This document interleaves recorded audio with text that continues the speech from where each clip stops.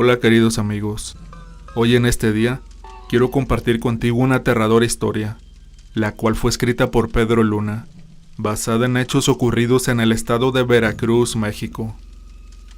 Las Tepas.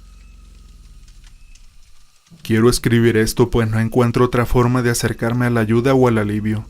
Tal vez solo así pueda ser leído y alguien me dé una explicación a todo lo que he vivido en estos últimos días. No estoy seguro de lo que he visto y escuchado, pero dentro de todo este caos, existe un dejo de esperanza que yace en el fondo. Dentro del desconcierto, me aferro al hecho de poder encontrar otra vía para ayudar a mis seres queridos, para encontrar a mi hermano. Vivo con mi familia en una zona de pescadores, zona en donde siempre es recurrente oír hablar de cosas encantadas, pues pareciera ser la única forma de entretenimiento. El bulevar de Tuxpan conduce hasta la playa y por ella, aproximadamente unos 40 kilómetros, se llegan a Barra de Corazones. Solo por medio de lancha es posible internarnos a la laguna de Tamiagua, en donde una fila de casas de barro y zacate anuncian tierra próxima. Desde hace 3 años solo hemos sido mi madre, mi hermano menor y yo. Mi padre nos abandonó cuando nació Ernesto. Desde ese entonces he tenido que trabajar para ayudar a mi mamá, y lo he hecho con mucho compromiso. Aún así mi madre hizo todo lo posible para no dejarme sin estudios. Redobló esfuerzos y supe responderle con becas escolares para amortiguar el gasto familiar. Estas becas me permitieron estudiar una ingeniería a unos cuantos kilómetros de donde vivimos. En ese mismo lugar, he estado trabajando en un taller mecánico con mi tío. Todo lo que pudiera aportar a mi madre era de gran ayuda, quien por su parte, y casi olvidé mencionarlo, trabajaba en labores domésticas. Me encontraba en el taller un fin de semana, poco después del mediodía, cuando una llamada telefónica advirtió a mi tío que tenía que regresar a casa. El agua se había llevado a mi hermano. «Pélate, muchacho. Toma pa'l pasaje. Yo los alcanzo en un momento», profirió mi tío. En el viaje de vuelta venía pensando en los peores escenarios. Venía muy inquieto y con los ojos llorosos, mentalizándome para llegar lo más fuerte posible y ser un soporte para mi madre. Una vez que descendí de la lancha que atraviesa la laguna, caminé a paso veloz por las veredas de tierra que zigzagueaban a donde mi humilde morada me esperaba. Casi a trompicones llegué a la misma, solo para frenar mi andar al ver el remolino de gente que se hacía justo en la entrada. Pensé que escucharía a mi madre con lamentos y chillidos fuertes pidiendo por su pequeño hijo. Pero para mi gran sorpresa, solo se escuchaba el tímido caudal del arroyo que pasa muy cerca de nuestro hogar. Los vecinos al verme empezaron a abrir camino para darme acceso a mi mamá. Estaba recostada sobre un sofá. Su mano era sostenida por doña Dolores. La mirada de mi madre estaba perdida. Pareciera estar en un estado catatónico, ausente del tumulto, preocupado. «Tiene como 1 hora que se puso así, muchacho. Del llanto pasó a esto», dijo consternada doña Dolores. Intenté hacer reaccionar a mi madre, pero ni siquiera me daba una sola mirada. La tomaba del mentón para dirigir su vista hacia mí. Eran intentos en vano. Su mirada nos atravesaba. No estábamos para ella. Mis intentos fueron interrumpidos por el comisario de la localidad. «¿Eres tú el hijo de doña Bundia? Acompáñame». Enjugué mis lágrimas y me fui tras el agente. Nos alejamos del disturbio y me dirigió a donde habían sucedido los hechos. Caminamos una vía descendente que lleva hacia donde corre el arroyo que alimenta la laguna. Llegamos a un claro en donde mucha gente va a lavar su ropa. La zona lucía concurrida.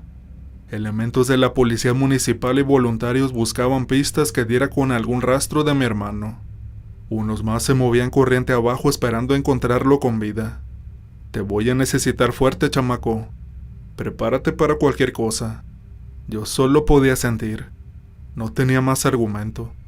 Estaba quebrándome por dentro. Volteaba a mi alrededor como si quisiera encontrar alguna respuesta en el desorden. Estaba la canasta de ropa sucia de mi madre, algunas prendas ajenas regadas y una chanclita rota de Ernesto.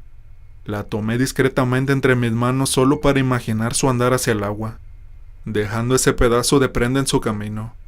Me aferré a ella como un mensaje de parte de él para no desistir en su búsqueda. Eran aproximadamente las 2 de la tarde. El sol caía con fuerza y causaba sopor. Podía seguir escuchando a la gente hablando, pero mi atención estaba centrada en el escenario, en el débil caudal que pasaba raso por encima de las piedras. ¿Me escuchaste, muchacho? Tenemos que bajar hasta donde se forman los meandros.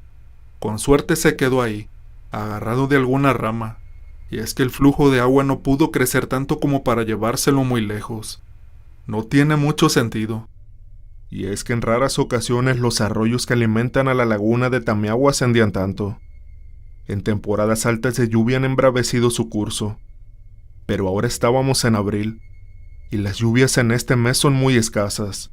Solo sirven para apaciguar los calores que superaban los 40 grados. Todo era muy confuso. Pareciera que mi hermano desapareció sin dejar algún rastro para seguirle. A la ya desanimada exploración se sumó mi tío y don Zenobio, el dueño de la tiendita de la comunidad, así como algunos compañeros de la universidad, que me dieron alcance tan pronto se enteraron de lo sucedido. Buscamos hasta que la luz natural se dio su paso. Mi pecho me dolía de tanto miedo y angustia. Regresar a casa sin Ernesto era algo que no quería dar como noticia a mi madre. Pensaba que si volvía con él de la mano, mi mamá saldría de su espasmo. Para continuar con las noticias desagradables, mi madre ya no estaba en nuestra humilde casa. Se la habían llevado al hospital. No consumía alimento alguno ni bebía líquidos. La llevaron de urgencia pues estaba descompensándose. Mi tío se quedó esa noche en casa. Nos acompañó también don Zenobio hasta altas horas de la noche. Solo se escuchaba el sonido de los insectos nocturnos. Fue entonces que sentí como si mi tío y el señor quisieran decirme algo. Pero fue don Zenobio quien se aclaró la garganta y comenzó. Antes de que tu madre se quedara como está, nos comentó doña Dolores que llegó corriendo al oír los gritos de ayuda. Sus gritos fueron más fuertes que los de la corriente de agua. Tu mamá no paraba de repetir el nombre de Ernesto. Cuando doña Dolores preguntó que qué había ocurrido, ella le dijo que se lo habían llevado a través del agua, que varias mujeres salieron del arroyo, y que éstas le hacían señas al niño para que se acercara. Ernesto, como hipnotizado, se acercó tambaleándose a la orilla. A cada pasito que daba, el arroyo se embravecía más y más. Decía esto tu mamá, y por más que le gritaba Ernesto, este seguía su andar sin darse cuenta del peligro. Dijo que no pudo hacer nada, que tenía los pies entumidos y no lo sentía. Al primer intento de dar un paso se cayó de frente. Después de sus intentos fallidos por detenerle, llegó el momento en que lo perdió de vista, y que las figuras de esas mujeres se desvanecieron. Cuando tu mamá quería seguir contándole a doña Dolores, un fuerte dolor de cabeza le impidió continuar. Se llevó las manos a las sienes y después de un rato, se cayó y quedó catatónica. No sabíamos si decirte o no, pero toda la gente del pueblo anda hablando.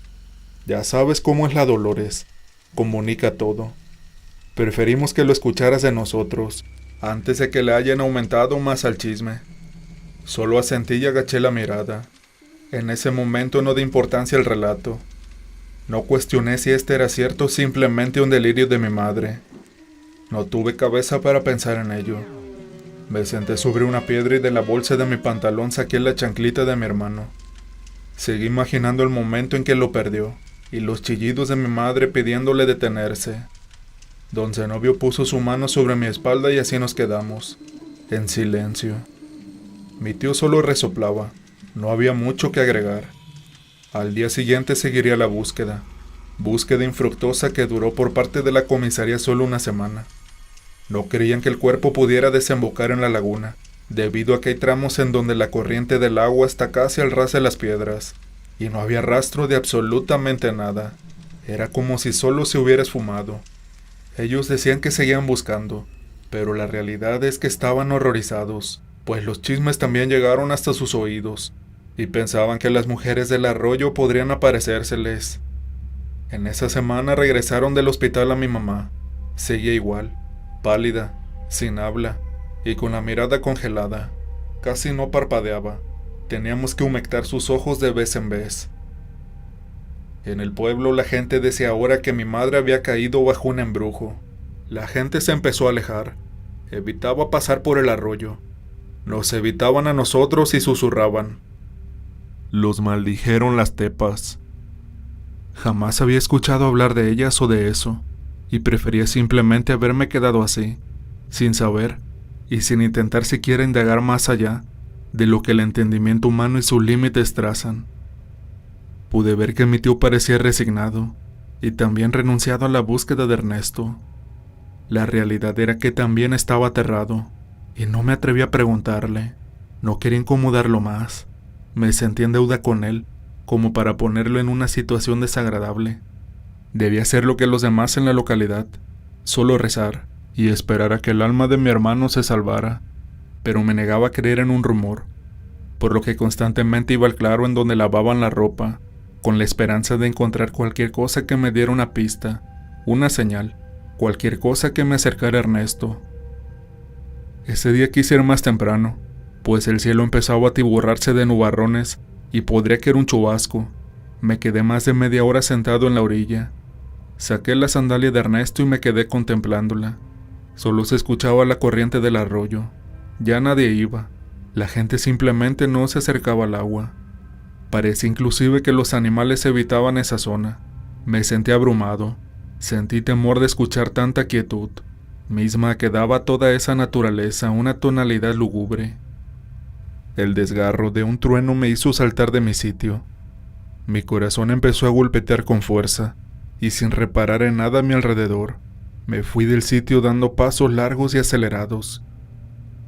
En mi camino de vuelta a casa podía ver a las personas desde las esquinas de sus ventanas, observándome con ojos saltones, cerrando las cortinas justo después de corroborar que era yo.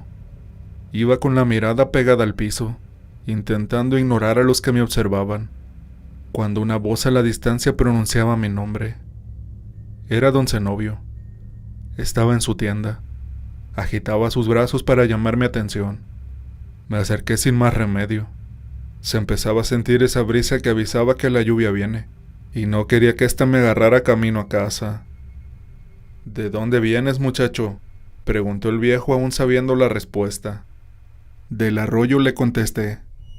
Estaba sentado y me acordé de lo que le contó doña Dolores, así como de los rumores de la gente sobre las tepas. En ese momento me llevé la mano al bolsillo del pantalón y advertí que no traía la chanclita de Ernesto. Un susto me asaltó, y justo antes de darme la media vuelta para regresar y buscarla, el viejo me detuvo con una advertencia. No las nombres, muchacho, me pedía con una voz muy baja. Es casi mediodía, y a esta hora salen. Pásale a la tienda, apúrate. Bajó la cortina de su negocio, y en la oscuridad de su despensa, me empezó a murmurar con aliento olor a café. A tu tío y a mí se nos apareció una cuando éramos jóvenes. Veníamos ya amanecidos de alguna cantinucha. Estábamos gastándonos bromas en el camino, y escuchamos un canto. Era una voz hermosa. Venía por donde el arroyo choca con la piedra en forma de cabeza. Nos acercamos en silencio.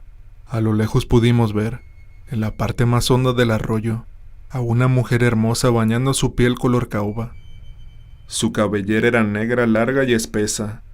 El canto no era más hermoso que su presencia misma, pero lo que ella cantaba no se podía entender. No era español, no era una lengua autóctona, no era nada que hubiéramos escuchado antes, pero nos atraía con sus notas. A cada paso que dábamos su balada parecía perderse con el ruido de la corriente del agua. Para cuando nos dimos cuenta el curso del riachuelo ya había crecido bastante. La mujer estaba a tan solo un par de metros, pero justo el siguiente paso. Todo lo que habíamos visto cambió de un momento a otro. Nada de lo que nos había llevado ahí se encontraba a la vista. Todo lo contrario. La hermosa mujer se había convertido en una imagen sacada de nuestras más profundas pesadillas. Pudimos advertir a través de la transparencia del agua que su cuerpo estaba enterrado entre las piedras de la mitad para abajo. Su piel era cadavérica y sus ojos parecían estar en descomposición por el agua. Sus pupilas acuosas se clavaron en nuestras miradas de terror. Su hermosa cabellera se volvió sacatuda y pútrida. Su hermosa figura era un pellejo pegado a los huesos. Su piel semitransparente dejaba ver sus venas, y algunas llagas profundas causadas por la humedad. Tu tío y yo nos fuimos de espaldas.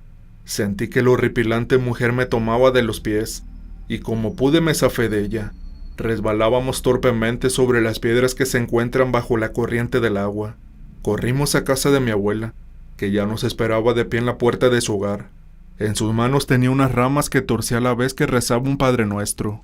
Decía que con eso las ahuyentaba. Nos explicó que aquello que se nos apareció en el arroyo era una tepa, que estos seres gustan salir al mediodía a buscar comida, pero si se encuentran niños o borrachos, gozan de perderlos sin dejar rastro alguno de ellos. Mi abuela nos curó de espanto, pues en nuestros rostros entumecidos veía que no se nos borraba la mueca de horror. Un trueno que parecía despejar el cielo hizo que don Zenobio parara, cuando tragaba saliva para continuar con su relato. Un golpe seco sobre la cortina metálica lo hizo enmudecer. Creía haberlo escuchado musitar algo, pero no estaba seguro. Un olor a humedad empezó a colarse por nuestras fosas nasales. Por un momento pensé que era el aroma a tierra mojada que anunciaba el chubasco, pero al contrario de esta fragancia agradable, esta olía fuertísima a humedad, y penetraba tanto al grado de hacer doler la cabeza. Don Zenobio seguía guardando silencio, expectante, como no queriendo delatar su posición. Cuando estuve a punto de preguntarle que qué sucedía, otro golpe fuerte se escuchó en la cortina. Este golpe nos hizo retozar de temor. Las palpitaciones se aceleraron al seguir un golpeteo constante y largo sobre el cortinón de la tienda. Golpes ahora sobre los cristales de las ventanas y porrazos sobre las puertas laterales. Nos hicieron taparnos los oídos con las palmas de las manos. El viejo empezó a gritar de pavor. «Son ellas. Te siguieron, muchacho». En la oscuridad pude percibir que don Zenobio se arrodilló y comenzó a rezar. Su voz se quebraba al grado de terminar siendo un chillido lastimero. Sin embargo, mi reacción no fue muy distinta a la del viejo. No pude hacer más que seguirle. Recé y recé inconexamente. Apretaba los ojos con temor a abrirlos y encontrarme con el rostro horripilante que don Zenobio había plantado en mi mente. Mis oídos estaban saturados del escándalo infernal que rodeaba la tienda. Un trueno aún más fuerte que los anteriores recogió el retumbo. Después solo se escuchaba una brisa de lluvia. Ayudé a don Zenobio a ponerse de pie. No queríamos hacer ruido. No deseábamos cambiar el sonido pacífico que ahora reinaba. Salimos de la tienda con pies livianos. En la parte delantera del puesto encontramos vidrios de las ventanas regados sobre el piso y la cortina metálica con varias abolladuras. No salimos de la tienda hasta unas horas más tarde, una vez que estábamos seguros de que no había nadie o nada afuera. Levantamos juntos la maltratada cortina metálica. El roce de las láminas con las guías generaron una fuerte resonancia, que nos hizo creer que habían vuelto esos seres para atormentarnos nuevamente. Creo que apreté los ojos en el momento justo en el que el cortinón despegaba, pero solo podía escuchar ahora la respiración agitada de don Zenobio. Cuando abrí los párpados advertí que el viejo apoyaba sus manos sobre sus muslos. Estaba al borde del infarto. Decenas de marcas de pies alargados sobre la tierra rodeaban la tienda del viejo. Huellas que no eran de fisonomía humana. Huellas que se encimaban deformando aún más las primeras marcas. Marcas de fango aún fresco sobre las paredes. Contornos de dedos alargados en forma de garra, que parecían confirmar la existencia de las pesadillas de don Zenobio. Sin embargo, el motivo de mi pasmo no fue el mismo que hizo que el viejo falleciera de un paro cardíaco en la entrada de su negocio. Como una broma cruel y recordatorio vil, encontré unos pasos del acceso a la tienda. La desgastada y pequeña sandalia de Ernesto que había extraviado en el arroyo. No sé qué creer, no sé qué decir. Lo único cierto es que en la villa de pescadores de la laguna, la gente vive aterrada. Vive con miedo y a la sombra de una fuerza de la que nadie nos puede proteger.